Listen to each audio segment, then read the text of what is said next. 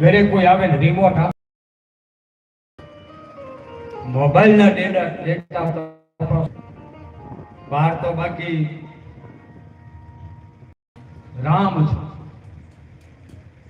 સાંજના 7 વાગે પછી ખબર પડી ગઈ કોણ છે. અત્યારે માણસો કે એક કલાક હારે રોજ ખબર પડી જાય ન પડે. અત્યારે કહું પેલા ત્રેતાયુગમાં કેવું હતું કે દેવ અને દાનવ અલગ અલગ સૃષ્ટિમાં રહેતા. એક પૃથ્વીલોકમાં, એક દેવલોકમાં, એક પાતાળ લોકમાં.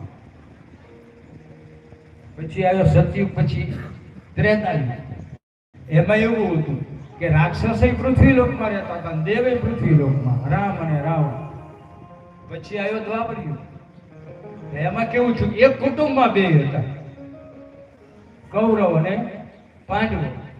હવે કલિયુગ આવ્યું, એમાં કેવું થયું, એક વ્યક્તિની અંદર બે છે. એક વ્યક્તિની અંદર ખબર જ ન પડે આપણને કે આ સજ્જન છે કે દુર્જન છે. એટલે એનો આચાર સુધી, એના વર્તનથી ઓળખાઈ જાય માણસ.